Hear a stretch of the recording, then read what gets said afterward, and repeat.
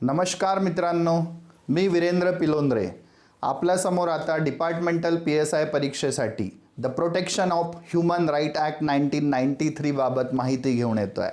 मित्रांनो, आता मुख्य परीक्षा येणार आहे। सेकंड आन्सर की ऑलरेडी आलेली आहे आणि आपल्या 150 मार्कांच्या पेपरमध्ये 10 मार्कांसाठी म्हणजे 5 प्रश्न ह्यूमन राईटवर असतात। ह्यूमन राईट हा मायनर ॲक्टमधला शेवटचा भाग आहे, तर आपण त्याबद्दल आज स्टडी करणार आहोत।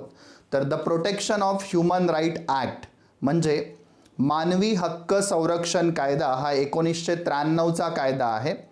राज्यघटनेमध्ये प्रत्येक व्यक्तीला जे मानवा अधिकार दिलेले आहेत, जे फंडामेंटल राईट्स दिलेले आहेत, त्या राईट्सचं संरक्षण व्हावं या दृष्टिकोनातून, प्रत्येक व्यक्तीला त्याच्या अधिकाराचा उपभोग घेता यावा या दृष्टिकोनातून एक संरक्षक संघटना तयार करण्यात आली किंवा एक कमिशन तयार करण्यात आलं आणि ते कमिशन ज्या कायद्याअंतर्गत तयार झालं तो कायदा म्हणजे the protection of human right act 1993। या कायद्याअंतर्गत 2 कमिशन किंवा आयोग तयार झाले। एक आहे राष्ट्रीय मानव अधिकार आयोग आणि दुसरा असतो राज्य मानव अधिकार आयोग। मित्रांनो, हा एक कायदा आहे।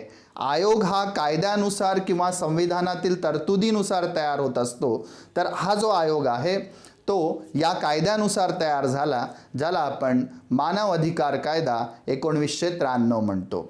मित्रांनो, हा कायदा तयार कशासाठी झाला, याचा उद्दिष्ट काय आहे, तर हा मानवी हक्कांचं संरक्षण करण्यासाठी राष्ट्रीय मानव हक्क आयोग आणि राज्यांमध्ये राज्य मानव हक्क आयोग स्थापन व्हावे, सोबत सोबत मानवी हक्क न्यायालय स्थापन केले जावे, त्यासाठी हा कायदा 1993 मध्ये पारित झाला। आता या कायद्यामध्ये ॲक्च्युली आहे काय, तर या कायद्याची सुरुवात जी होते ती प्रकरण 1 पासून, त्यामध्ये कलम 1 दिलेला आहे आणि कलम 1 मध्ये या कायद्याचं नाव दिलं आहे। पुढे हा कायदा कुठे विस्तारित आहे म्हणजे याचा विस्तार काय आणि याची सुरुवात कधी झाली याबद्दल माहिती दिलेली आहे। तर हा जो कायदा आहे, ज्याला आपण मानव अधिकार कायदा 1993 म्हणतो, या कायद्यातील कलम 1 नुसार या कायद्याचं नाव आहे the protection of human right act 1993 म्हणजे मानव अधिकार कायदा 1993। आणि इथे म्हटलं गेलं आहे की हा कायदा संपूर्ण भारताला लागू आहे। मित्रांनो, पूर्वी असं होतं की कुठलाही कायदा हा जम्मू काश्मीर वगळता लागू व्हायचा, परंतु 370 हे कलम राज्यघटनेतून वगळल्यानंतर आता ह्यूमन राईट संबंधी कुठलाही कायदा असेल तर तो संपूर्ण भारताला लागू होईल, फक्त काश्मीर वगळता असं काही तरतूद राहणार नाही। तर या कायद्यामध्ये पण तसंच आहे, हा कायदा आता संपूर्ण भारताला लागू होतो। या कायद्याची सुरुवात कधी झाली, याची अंमलबजावणी कधी झाली, तर 28 सप्टेंबर 1993 पासून हा कायदा सुरू झाला। मित्रांनो, आता डायरेक्ट आपण आपल्या सिलेबसनुसार माहितीवर येतोय की आपल्याला या कायद्यात अभ्यास काय करायचा आहे, तर आपल्याला सिलेबसमध्ये दिलं आहे the national human right commission म्हणजे राष्ट्रीय मानव अधिकार आयोग। याची स्थापना कशी झाली, याची रचना काय आहे, याचे कार्य काय, हे सगळं। तर मानव अधिकार हक्क यासंबंधी जो कायदा तयार केला गेला त्यातील प्रकरण 2 मध्ये राष्ट्रीय मानवाधिकार आयोगाबद्दल तरतूद आहे।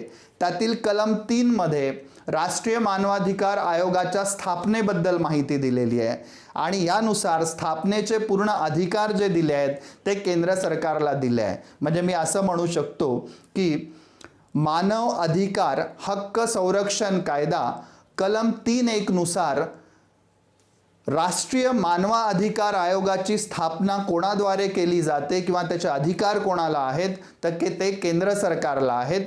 केंद्र सरकारच राष्ट्रीय मानवाधिकार आयोग घटित करेल। आता पुढे यातील सबसेक्शन 2 मध्ये दिलेला आहे की या आयोगामध्ये समावेश कोणाकोणाचा असेल, म्हणजे याची रचना कशी असेल। तर राष्ट्रीय मानवाधिकार आयोगमध्ये एक अध्यक्ष असेल, ज्याला आपण सभाध्यक्ष किंवा चेअरपर्सन म्हणतो। तर हा चेअरपर्सन कोण असावा, त्याची पात्रता काय असेल याबद्दल माहिती दिली आहे। ती राष्ट्रीय मानवाधिकार आयोगमध्ये जो चेअरपर्सन असतो तो सर्वोच्च न्यायालयाचा मुख्य न्यायाधीश म्हणून राहिलेला व्यक्ती. सोप्या भाषेत सांगायचं तर सर्वोच्च न्यायालयाचा निवृत्त मुख्य न्यायाधीश हा अध्यक्षपदासाठी पात्र असतो, किंवा सर्वोच्च न्यायालयाचा अन्य न्यायाधीश तो पण निवृत्त हा पण अध्यक्षासाठी पात्र असू शकतो. हे झालं अध्यक्षाबद्दल. आता इतर सदस्यांबद्दल आपण बोलू. या आयोगावर जे एक सदस्य असतात ते सर्वोच्च न्यायालयाच्या अन्य न्यायाधीशांमधील एक असतात.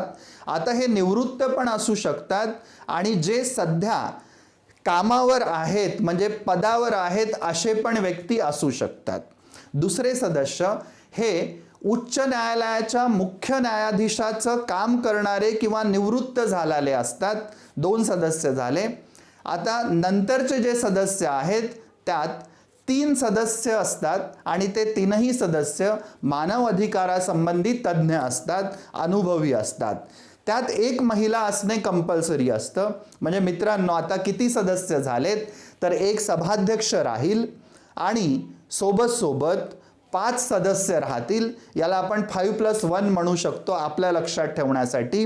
तर सभाध्यक्ष हे सर्वोच्च न्यायालयाचे निवृत्त मुख्य न्यायाधीश असतील आणि इतर 5 सदस्यांमध्ये 3 सदस्य हे तज्ज्ञ किंवा अनुभवी असतील आणि 2 सदस्यांमध्ये एक सर्वोच्च न्यायालयाच्या इतर न्यायाधीशांपैकी एक असेल आणि दुसरे उच्च न्यायालयाचे मुख्य न्यायाधीश असतील. हे निवृत्त असले तरी चालतात आणि तत्काल त्यावेळेला पदावर रुजू आहेत असे असले तरी चालतात. मित्रांनो, ही झाली आपल्या राष्ट्रीय मानव अधिकार आयोगाची मूळ रचना. आता इतर काही सदस्य असतात ज्यांना आपण मानद सदस्य म्हणतो किंवा ज्यांना आपण पदसिद्ध सदस्य पण म्हणू शकतो. या कायद्यातील कलम 3 मधील उपकलम 3 मध्ये मानद सदस्यांबद्दल तरतूद दिलेली आहे. तर आपल्या देशामध्ये राष्ट्रीय मागासवर्गीय आयोग असतो. या राष्ट्रीय मागासवर्गीय आयोगाचे जे अध्यक्ष असतील ते इथे पदसिद्ध सदस्य असतात. राष्ट्रीय अल्पसंख्याक आयोग असतो, त्याचे अध्यक्ष पण इथे पदसिद्ध सदस्य असतात. राष्ट्रीय बाल हक्क संरक्षण आयोग असतो, त्याचे अध्यक्ष पण इथे पदसिद्ध सदस्य असतात. पुढे राष्ट्रीय अनुसूचित जाती आयोग, राष्ट्रीय अनुसूचित जमाती आयोग, राष्ट्रीय महिला आयोग यांचे पण अध्यक्ष इथे सदस्य असतील. एकत्रित जर आपण लक्षात ठेवलं तर इथे 6 आयोग आहेत. त्यांच्या अध्यक्षांना पदसिद्ध सदस्यत्व प्राप्त होतं. सोबत the chief commissioner for person of disabilities म्हणजे दिव्यांग व्यक्तीकरता असलेले जे मुख्य आयुक्त आहे त्यांना पण इथे सदस्यत्व प्राप्त होतं. एक अध्यक्ष आहे आयोगाचा, 5 इतर सदस्य आहेत आयोगाचे आणि इतर 7 सदस्य आहेत जे पदसिद्ध असतात. म्हणजे एकूण 7 + 5 12 आणि एक अध्यक्ष असे 13 व्यक्ती मिळून आपलं राष्ट्रीय मानवाधिकार संरक्षण आयोग गठीत होतं. यामध्ये जी मूळ रचना आहे त्यात 5+1 आहेत आणि मानद सदस्य किंवा पदसिद्ध सदस्य म्हणून असलेले 7 आहेत. त्यात 6 अन्य वेगवेगळ्या आयोगांचे अध्यक्ष असतात आणि एक मुख्य आयुक्त असतात जे दिव्यांग व्यक्तीकरिता असतील ते. पुढे मित्रांनो, कलम 3 उपकलम 4 मध्ये या आयोगाच्या महासचिवाबद्दल माहिती दिलेली आहे. म्हणजे राष्ट्रीय मानवाधिकार आयोगामध्ये एक महासचिव असतो आणि हा महासचिव प्रशासकीय आणि वित्तीय सगळे कामकाज सांभाळतो. हा मूळतः प्रशासकीय आणि वित्तीय कामकाज सांभाळण्यासाठी असतो. याच्याकडे कुठल्याही प्रकारचं न्यायिक कार्य नसतं. म्हणजे आयोगावर एक महासचिव पण असेल. त्यानंतर कलम 3(5) मध्ये मुख्यालय सांगितलेलं आहे की राष्ट्रीय मानवाधिकार आयोगाचं मुख्यालय कुठे आहे तर ते मुख्यालय आहे दिल्लीमध्ये. परंतु जर यांना कार्यालय स्थापन करायचं असेल तर केंद्र सरकारची पूर्व परवानगी घेऊन आयोग कोणत्याही शहरामध्ये आपलं कार्यालय स्थापन करू शकतं. कलम 3 राष्ट्रीय मानवी हक्क आयोग याचे शॉर्ट आपण माहिती घेऊया. राष्ट्रीय मानवी हक्क आयोग घटित करणे किंवा स्थापन करणे याबाबत तरतूद आहे. The protection of human right act 1993 section 3 मध्ये. सेक्शन 3 नुसार नंबर 1 आहे म्हणजे सबसेक्शन 1, त्यात स्थापनेबद्दल माहिती दिलेली आहे की स्थापना कोण करू शकतं, तर स्थापनेचे अधिकार आहे केंद्र सरकारला. पुढे आयोगाची रचना दिलेली आहे 2 मध्ये. आयोगाच्या रचनेनुसार 5+1 ची तरतूद आहे. 1 म्हणजे अध्यक्ष, जे सर्वोच्च न्यायालयाचे निवृत्त मुख्य न्यायाधीश असतील. त्यानंतर जे 5 आहेत त्यात सर्वोच्च न्यायालयाचा एक न्यायाधीश असेल, जो पदावर रुजू असलेला किंवा निवृत्त दोन्हीपैकी एक असू शकतो. दुसरा उच्च न्यायालयाचा मुख्य न्यायाधीश असेल, जो पदावर आहे किंवा निवृत्त आहे तो असू शकतो. 3 तज्ज्ञ असतात, त्या 3 तज्ज्ञांमध्ये एक महिला असणं कंपल्सरी असतं. असे एकूण 5 सदस्य झाले. त्यानंतर उपकलम 3 मध्ये आयोगाच्या इतर सदस्यांबाबत माहिती दिलेली आहे, जे पदसिद्ध असतात, मानद असतात. मग अशा वेळेला एकूण 7 सदस्यांना पदसिद्ध सदस्य मानला गेलाय. 6 विविध आयोगाच्या अध्यक्षांना, उदाहरणार्थ राष्ट्रीय मागासवर्गीय आयोग, राष्ट्रीय अल्पसंख्याक आयोग, राष्ट्रीय बाल हक्क संरक्षण आयोग, राष्ट्रीय अनुसूचित जाती आयोग, राष्ट्रीय अनुसूचित जमाती आयोग, राष्ट्रीय महिला आयोग आणि एक आयुक्त असतात मित्रांनो, जे दिव्यांग व्यक्तीकरता असलेले मुख्य आयुक्त असतील. सोबत उपकलम 4 मध्ये महासचिवाबद्दल तरतुदी दिलेली आहे, जे प्रशासकीय आणि वित्तीय काम सांभाळतील. त्यानंतर 5 मध्ये याचं मुख्यालय कुठे असेल तर सांगितलं गेलंय की याचं मुख्यालय हे दिल्लीला असेल. मित्रांनो, आता आपण इथे जी माहिती घेतली ती राष्ट्रीय मानव अधिकार आयोग याबद्दल. आपण आता हा व्हिडिओ इथेच थांबवतोय. दुसरा व्हिडिओ उद्याला मी याच्या नंतरची माहितीसाठी टाकील. तुम्ही मित्रांनो याचा जास्तीत जास्त फायदा घ्या आणि पूर्ण मार्क मिळवण्याचा प्रयत्न करा. थँक्यू मित्रांनो.